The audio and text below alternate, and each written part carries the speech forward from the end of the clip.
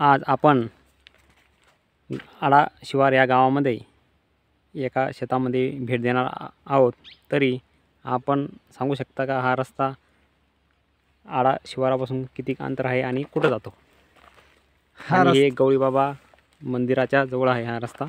आपण बघू शकता गवळी बाबाचा थोडं पुढे गेलं तर गवळी बाबाचा गड आहे। चला सांगा आपला रस्ता। या रस्त्याविषयी माहिती द्यायचं म्हटलं तर हा रस्ता आडा ते चांडोळ हा कच्चा रस्ता आहे आणि हा रस्ता खूप जुना आहे। हा रस्ता जुना असल्यामुळे याचा जुना तरी किती 5 वर्ष 10 वर्ष नाही, याचा माझा जन्म झाल्यापासून मलाही कळत नाही एवढा जुना आहे हा। तर कारण याला 40-50 वर्षाचा हा रस्ता असायला पाहिजेत, पण याची ही खूप दुरावस्था झालेली आहे। याची 2 वेळेस सर्वे झाला, 2 वेळेस मोजणी झाली, पण सरपंच उपसरपंच अध्यक्ष यांनी या रस्त्याविषयी आतापर्यंत कोणत्याही प्रकारची दखल नाही घेतली। तरी त्यांनी लवकरात लवकर या रस्त्यासंदर्भात दखल घ्यावी। एक वेळचा माझा असा प्रसंग आहे की इकडून माझा मित्र डेली दूध वाहत असतो, तर त्या दिवशी खूप तो भयानक पडला गाडीवरून आणि त्याचा पायसुद्धा तुटला। तर त्यावेळेस मला या रस्त्याची खूपच जाणीव निर्माण झाली। हा रस्ता बनवणं खूप आवश्यक आहे, तर हा रस्ता लवकरात लवकर झाला पाहिजेत आणि त्याच्यावर कच्चा मुरुम हो पहिला किंवा डांबरीकरण हो। या रस्त्याची मंजुरी लवकरात लवकर झाली पाहिजेत किंवा याचं काम परिपूर्ण मार्गाला लागलं पाहिजे। ह्यावेळेस आमदार आणि खासदार निधीतून आपल्याला रस्ता देण्यात येईल असं आश्वासन दिलं होतं, ते नक्कीच ह्यावर्षी होईल असं मला विश्वास आहे। आता ह्या रस्त्याबद्दल तुम्ही मला सांगू शकता? हे झाडं जे दिसतात आहेत हे खूप असे फळं लागलेले झाडं आहेत।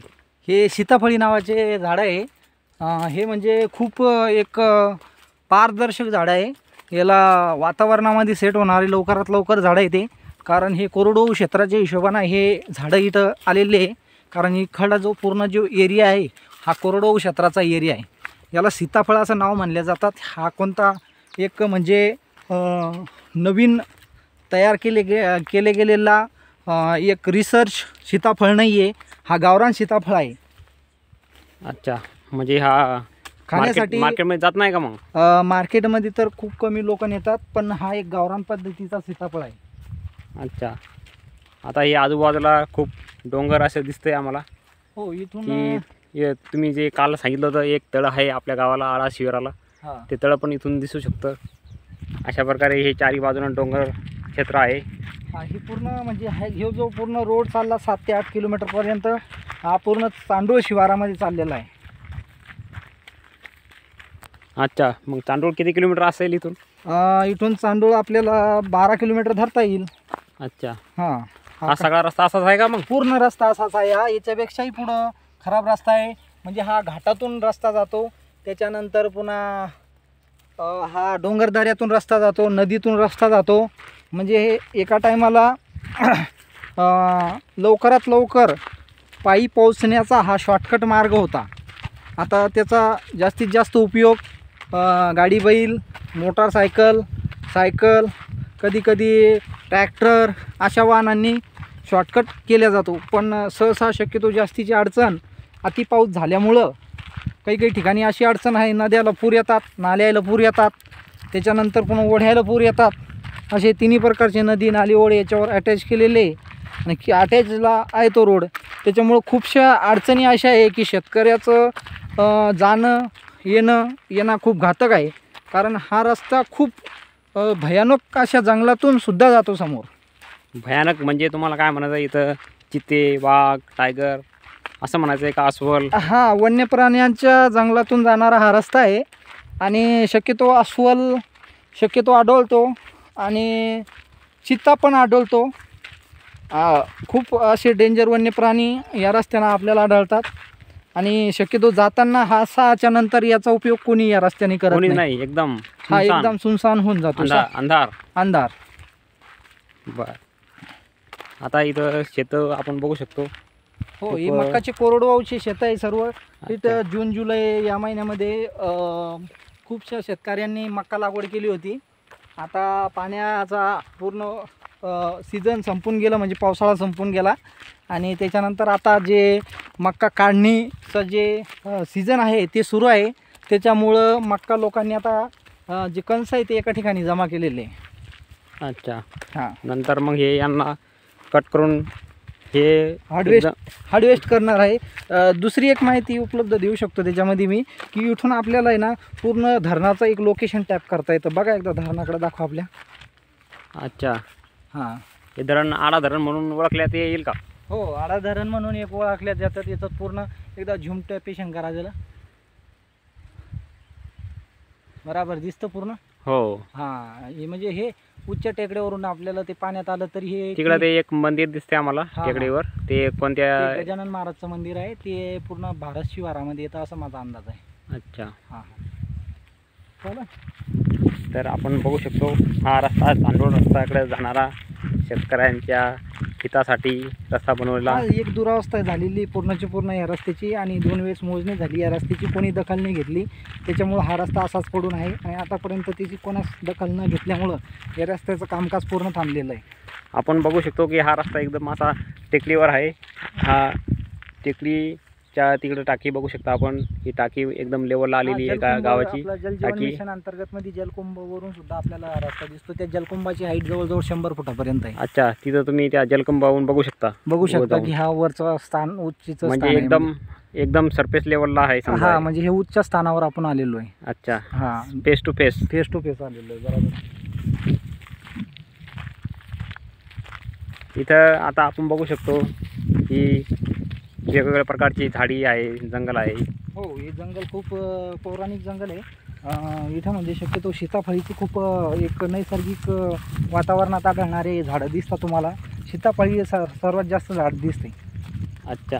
हां, सीताफळ गावरान सीताफळ आहे का कोणत्या जातीचे सीताफळ आहे तुम्ही सांगू शकता? हे गावरान पद्धतीमध्ये मोडल्या जातात. त्याची काही रिसर्च व्हरायटी अजूनपर्यंत काही म्हणजे जाणवली नाही आहे.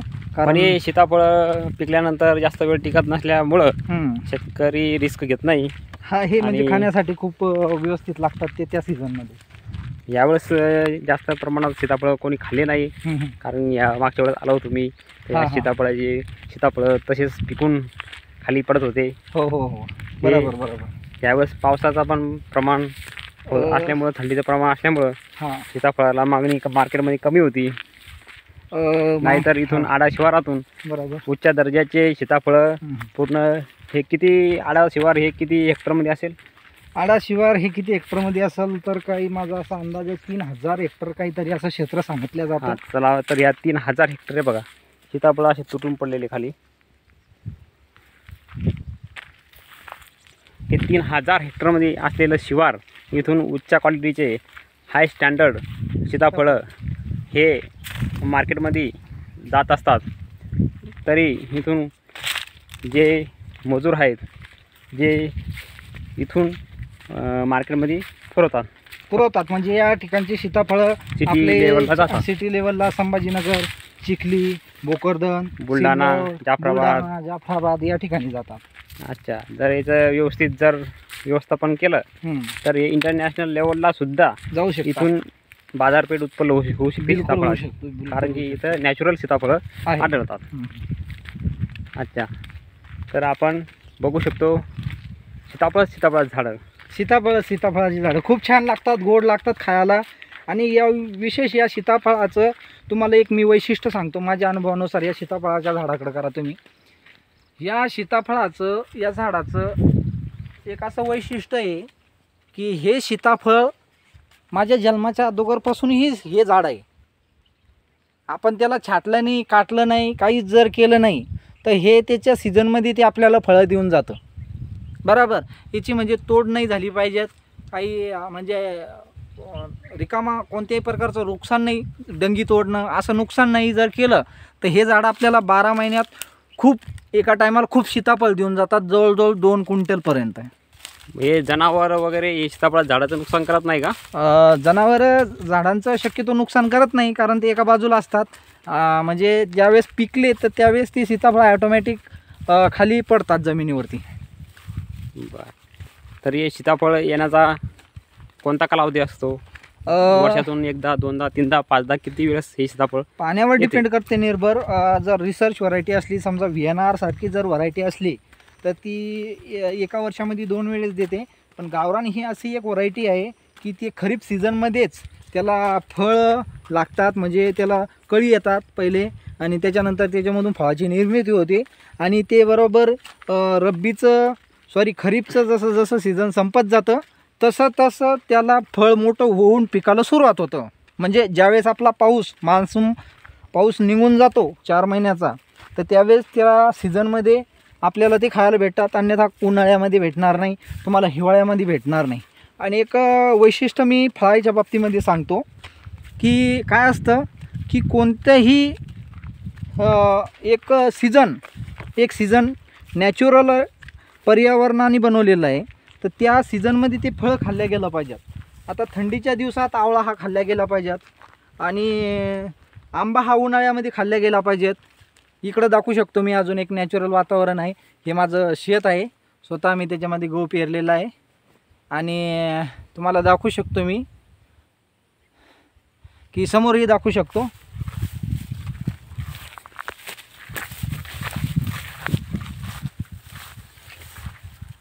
हे माझं स्वतःचं गव्हाचं शेत आहे. माझी इकडं शेती ओलिती असल्यामुळं मी गहू पेरलेला आहे. ही व्हरायटी रिसर्च व्हरायटी आहे. या व्हरायटीचं नाव श्रीराम सुपर 303 आहे आणि हे जवळजवळ 2 एकरमध्ये मी बियाणं पेरलेलं आहे. सर्व एकदम छान क्वालिटीचं बियाणं आहे. समोर जाऊ आपण, तिकडं पुढं दाखवतो मी तुम्हाला.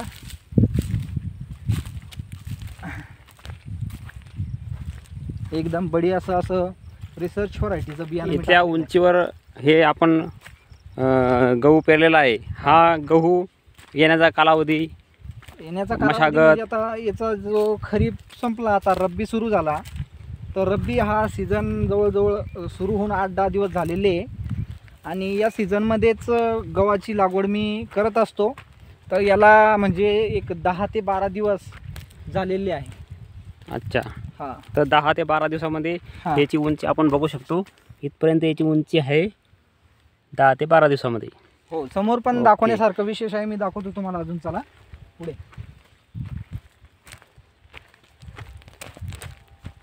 तर अशा प्रकारे हे उंचावर असलेले शिवार आपण आज बघत आहोत.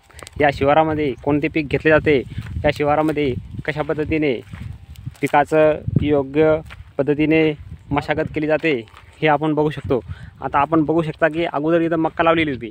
ह्या मक्काचे पिकाचं आता सध्या त्याचं सुकवणं चालू आहे, त्याचं ड्राय बनवणं चालू आहे, जेणेकरून हे काढणी यंत्रामध्ये काढून मार्केटमध्ये देण्यात येईल. यावेळेस मला अंदाजे असा वाटते की मक्काला चांगला भाव मिळेल, मक्काचं 2000पर्यंत मक्का जाईल असं मला वाटते.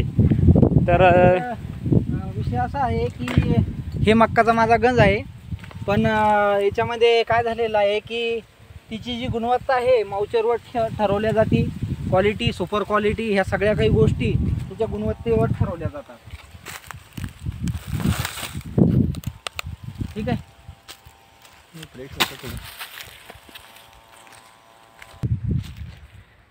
तर आता शेतामध्ये हे आपण मक्काचं झाड बघू शकतो. हे मक्काच्या झाडामधून हे अशा प्रकारे कणसं आपण बघू शकतो मोठ्या प्रमाणामध्ये काढण्यात आलेली आहे. या कणसामधून आपण उपनेरामधून हार्वेस्टिंग मशीनमधून हे मक्का बाहेर काढण्यात येईल व हे मक्काचं एक चांगल्या प्रतीचं लोकल क्वालिटीचं असं मार्केटमध्ये विकण्यात येईल. सरासरी भाव ह्या मक्काला 2000 रुपयेच्या वरतीच येईल ह्यावर्षी असा अंदाज सांगण्यात येत आहे. हमी भाव शेतकऱ्याला मिळावा, शेतकऱ्याचे कष्टाचे मूल्यमापन व्हावे, चांगली प्रगती व्हावी व जेणेकरून शेतकरी हा पुढे त्याचे पुढील पिकासाठी मशागत करण्यासाठी हे शेत मोकळं करून दिलेलं आहे. अशा प्रकारे आपण बघू शकतो की आता बाजूचे हे जे क्षेत्रफळ आहे, इथे मकाचे पीक आपण बघू शकतो की कशा प्रकारे उभे आहे. ह्या पिकामधून हे मकाचे कणस काढून कापणीला लावून कट करून हा उरलेला जो कडबा म्हणतो आपण मक्काचा, तो कडबा आपल्याला जनावरांसाठी, गुरांसाठी देण्यात येतो. व अशा प्रकारे आपण बघू शकतो की हे आज आपल्यामार्फत तुम्हाला दाखवून देण्यात आलेलं आहे की या आडा गावाच्या शिवारामध्ये अशा प्रकारे चारी बाजूने हे धरण, शेततळे व झाडी, गवळीबाबाचे डोंगर, गवळीबाबाचे मंदिर, फेस टू फेस लेवलला असलेले टँक, वॉटर टँक हे सर्व आपण बघू शकतो. चारी बाजूनं जंगलच जंगल, डोंगरच डोंगर अशा प्रकारे हे आपण बघू शकतो. अशा प्रकारे आपण इथे आज आडा शिवारातील गावातील शेतकऱ्याचे व त्यांचे असलेले प्रश्न, असलेली शेतीबद्दल महत्त्वाची माहिती, त्यांचे जीवनशैली आज इथे तुम्हाला दाखवण्यात आली. तरी आपण ह्या चॅनलला लाईक, सबस्क्राईब, शेअर करा, जेणेकरून अशा प्रकारचे नवीन नवीन व्हिडिओ आपल्याला बघण्यात येतील. जय महाराष्ट्र.